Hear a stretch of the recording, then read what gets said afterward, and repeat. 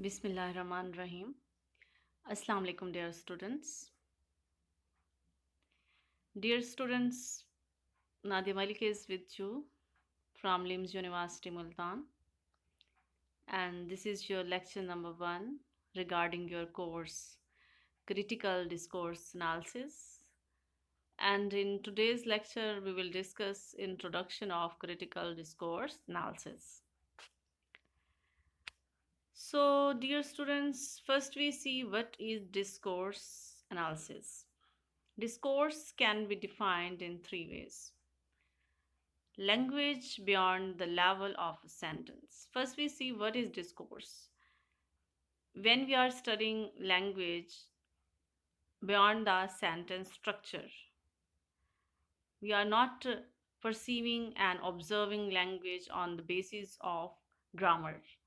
जब हम ग्रामर से हट के उसके जो सेंटेंस स्ट्रक्चर है उससे हट के उसके लेवल से हट के उस लैंग्वेज को डिस्कस कर रहे होते हैं, उसके मीनिंग को अंडरस्टैंड कर रहे होते हैं, तो इसे हम क्या कहते हैं? डिस्कोर्स कहते हैं.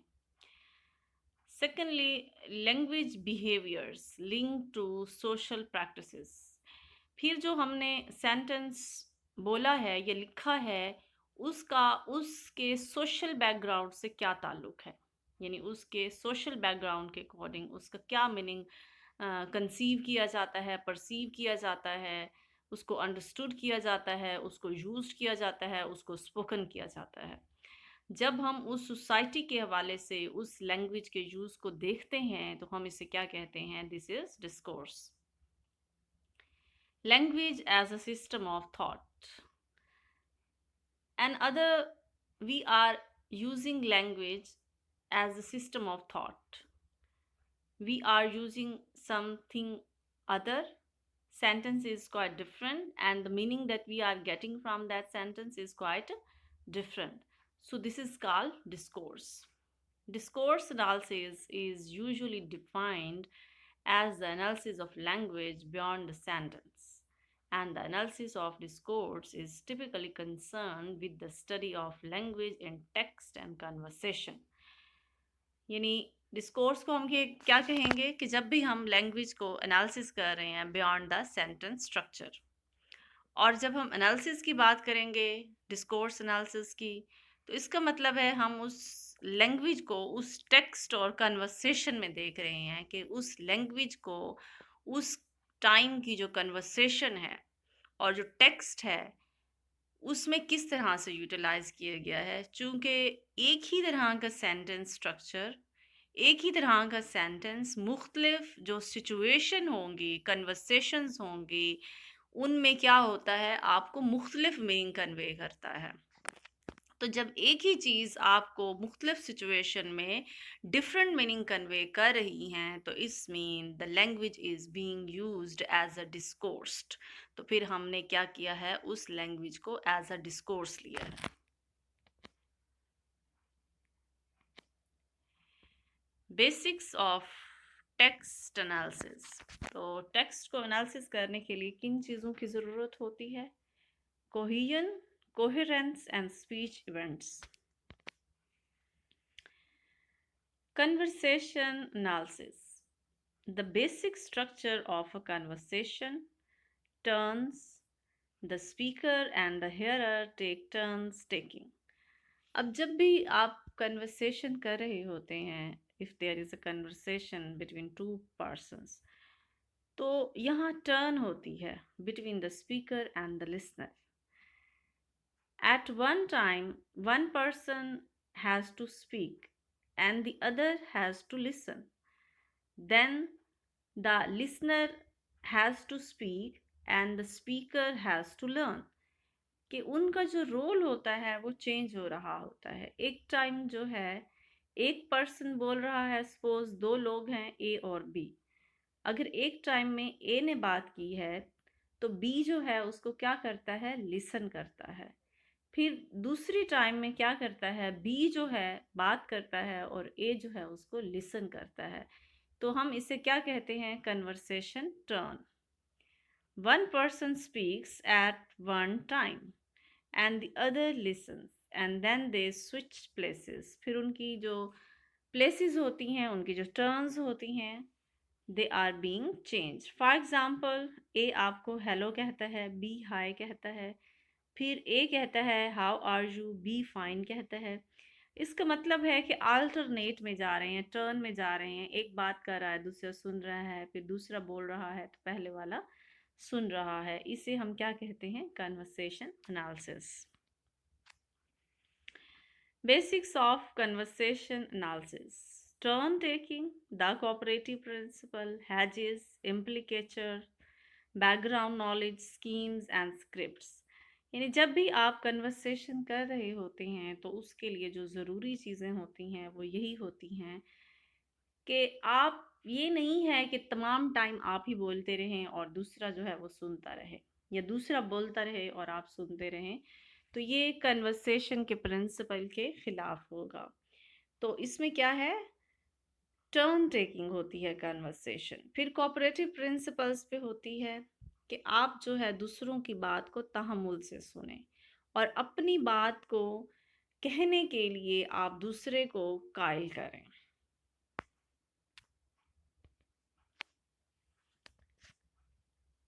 Cohesion: Cohesion is grammatical and are lexical relationships between the different elements of a text।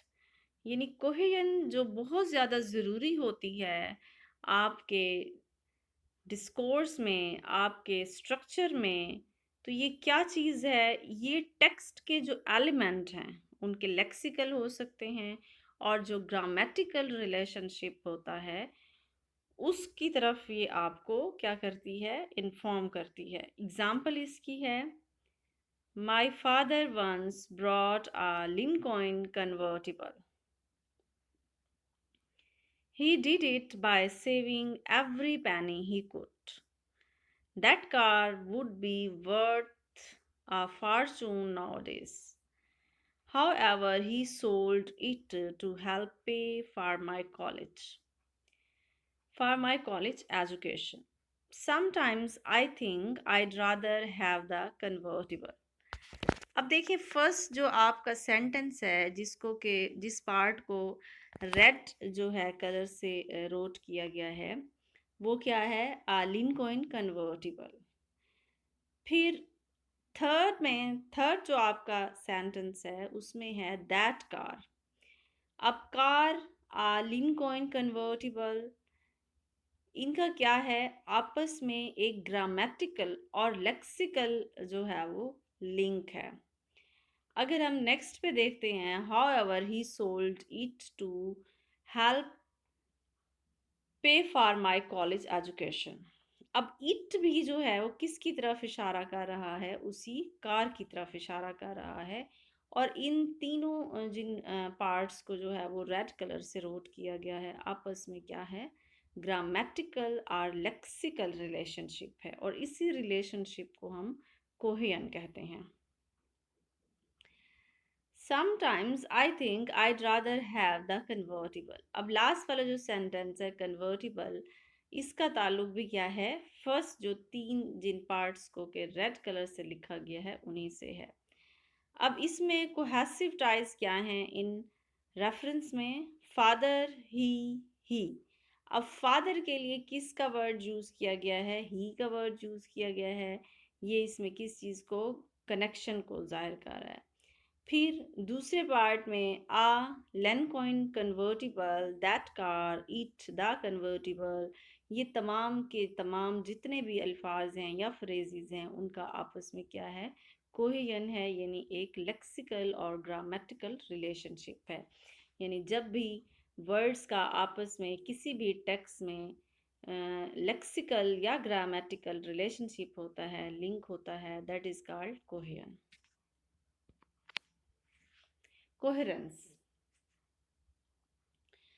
Coherence is the relationship which link the meanings of utterances in a discourse or of the sentences in a text।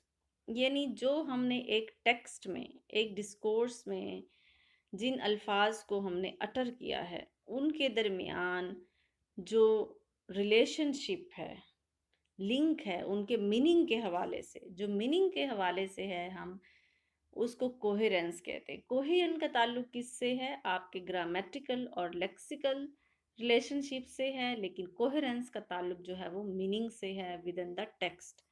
For example, हर that's the telephone. हर कह रही है कि उधर आपकी call है।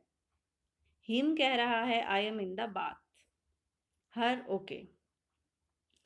अब इन तीनों सेंटेंसेस में आपको ग्रामेटिकल या लेक्सिकल कोई रिलेशनशिप नज़र नहीं आता, as we saw in the previous example, जहाँ पे कि एक जैसे ही वर्ड जो है वो एक दूसरे की तरफ जो है वो इशारा कर रहे थे और लिंक शो कर रहे थे, जैसे लिंकॉइन इन्वर्टिबल, कार, इट इन्वर्टिबल, ठीक है। और फिर फादर के लिए ही का जो है वो वर्ड इस्तेमाल किया गया। लेकिन इन तीनों सेंटेंसेस में हमें ऐसा कोई रिलेशनशिप नज़र नहीं आता है। There are certainly no cohesive ties with in this fragment of discourse. इसमें कोहेसिव टाइज नहीं है, जैसा कि हमने पीछे देखे थे। Here we see coherence but no cohesion. इसमें कोहेरेंस है, कोहेयन नहीं है, क्योंकि एक कन्वर्सेशन चल रही है और जो कन्वर्सेशन चल रही है वो लिसनर और speaker both are well aware, दोनों जो है वो उससे अच्छे से आगाह हैं। My father once bought a Lincoln convertible. He did it by saving every penny he could. That car would be worth a fortune nowadays. However, he sold it to help for my college education. Sometimes I think I'd rather have the convertible. अब देखिए, जिन words को क्या किया गया है, green किया गया है, वो तमाम के तमाम क्या हैं, एक ही टेंस की तरफ जो है वो इशारा कर रहे हैं। क्यों इशारा कर रहे हैं कि बॉट है, डिड है, कुड है, वुड है, सोल्ड है, all these verb are used in the second form of verb in a past tense. क्योंकि हम इनको पास्ट टेंस में इस्तेमाल करते हैं, तो इसमें हमें क्या नज़र आता है? एक कोहेजन नज़र आती है, कोहेसिव टाइज हैं ग्रामर में, जैसे कि टेंस है, bought, did, could, would, sold, ये तमाम जो है वो पास्ट टेंस की तरफ इशारा करते हैं, तो इनमें क्या है? कोहेजन है। Cohesive devices for textual relation, however. अब इसके दरमियान जो टेक्सचुअल रिलेशन की तरफ जो आपको बता रहा है वर्ड, वो हाउएवर है। हाउएवर का जो है वो इसके साथ कोई कोहेजन नहीं है, कोई ग्रामेटिकल लिंक नहीं है, ये जस्ट आपको टेक्सचुअल जो आपका रिलेशनशिप है वो जाहिर कर रहा है। इसलिए हम जो टेक्सचुअल रिलेशनशिप को जाहिर करते हैं, हम उसे क्या कहते हैं? कोहेसिव डिवाइसेस कहते हैं। My father once bought a Lincoln convertible. He did it by saving every penny he could. That car would be worth a fortune nowadays. However, he sold it to help pay for my college education. Sometimes I think I'd rather have the convertible. अब देख रहे हैं जिन अल्फाज को कि red colour से जो है वो क्या किया गया है, प्रोमिनेंट किया गया है, और जिनको आपके ग्रीन से किया गया है, वंस, नाउअडेज, समटाइम्स, ये किस चीज़ को जाहिर कर रही हैं? ये टाइम को जाहिर कर रही हैं, ठीक है। जबकि सिमेंटिक का जो कोहेसिव, इसमें हम देख रहे हैं कि मीनिंग के एतबार से, सिमेंटिक के एतबार से इनमें क्या कोहेसिव टाइज हैं। तो जो आपका मनी से रेलिवेंट चीज़ें हैं वो बॉट है, सेविंग है, पेनी, वर्थ, फॉर्चून, सोल्ड, पे, ये तमाम जो है वो किसकी तरफ इशारा कर रहे हैं? मनी की तरफ। तो इसमें जो है वो एक सिमेंटिक लिहाज से हम कोहेसिव टाई देख रहे हैं। और टाइम के हवाले से अगर हम देखें तो वो क्या हमें नज़र आएगा? वंस नज़र आएगा, नाउअडेज नज़र आएगा, और समटाइम्स नज़र आएगा। Basic ideas in discourse analysis. Text analysis, text आपकी राइटिंग हो सकती है, structure of a discourse, speech, events, यानी आपका डिस्कोर्स आपको तभी समझ आता है जब आपको उस स्पीच इवेंट के बारे में नॉलेज होती है। Conversation analysis, speaking, turn taking, ये भी मैंने आपको पीछे बताया है कि उसमें जो है वो टर्न टेकिंग जो है वो बहुत ज़रूरी होती है जब आप कन्वर्सेशन को एनालिसिस कर रहे होते हैं। कोऑपरेटिव प्रिंसिपल, फिर बैकग्राउंड नॉलेज का होना बहुत ज़रूरी होता है कि जो बात चल रही है उसका बैकग्राउंड नॉलेज क्या है। अगर आपको उसका बैकग्राउंड नॉलेज नहीं पता तो then you are unable to understand that discourse और that conversation. Next, there is overlaps and interruptions. Overlaps अब क्या होते हैं? When interlocutors speak at the same time, both take the turn. अब ओवरलैप्स कब हो जाते हैं? जब दोनों लोग जो है वो एक साथ साइमल्टेनियसली बोलना शुरू कर देते हैं। कैसे? ए कहता है didn't you know when, B कहता है but he must have been there by two, A कहते हैं yes but you knew where he was going. अब इसमें जो ओवरलैप है वो देखिए दोनों जो है वो एक साथ बोल रहे हैं। ए कहता है डिडंट यू नो व्हेन, यानी पूरी भी उसने बात नहीं की, और बी भी साथ बोल देता है but he must have been there by two. तो इसमें क्या है? ये ओवरलैप है, यानी जब आप दोनों जो है वो बोलना शुरू कर देते हैं। Yes but you knew where he was going, A कहता है कि आप जानते थे, कि पहले से ही आपको मालूम था।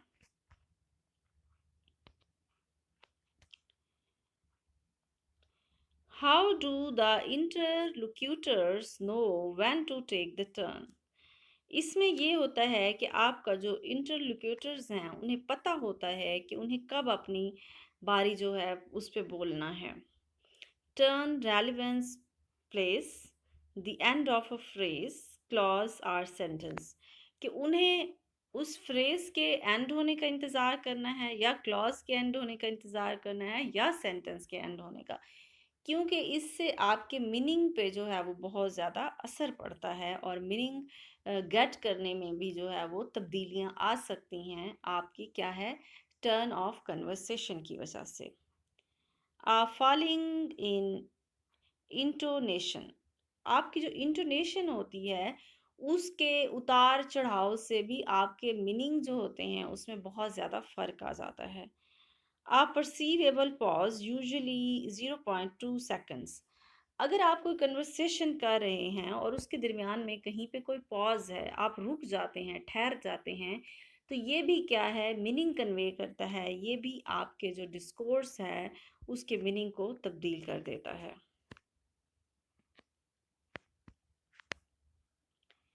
Next is conversation knowledge. To interpret the conversation above, we need to possess knowledge of the following. यानी जब भी कोई कन्वर्सेशन चल रही होती है तो आप उसको इंटरप्रेट तभी कर सकते हैं जब आपको उससे रेलिवेंट जो पॉइंट हैं, if they are clear. For example, speech event includes interactions such as a conversation at a party or ordering a meal.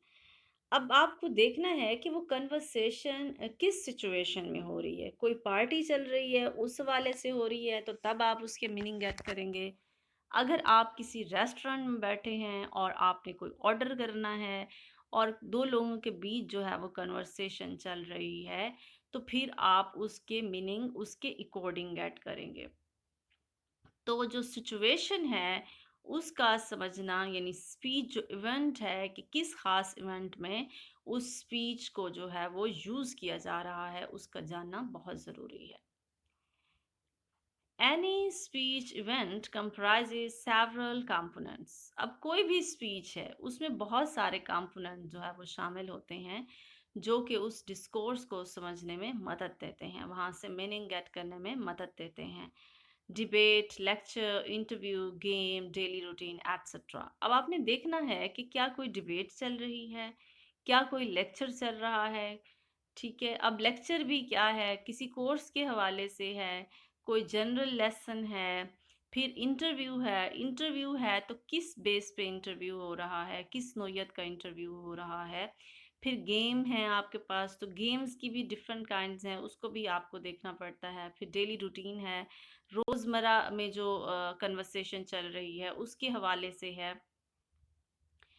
Interlocutors the speaker and the hearer. अब इंटरलोक्यूटर्स कौन होते हैं? दो लोग होते हैं, उसमें आपका एक स्पीकर होता है और दूसरा आपका हियरर यानी लिसनर होता है। एक स्पीकर है और दूसरा लिसनर है। The social distance, interpersonal status, age, gender etcetera.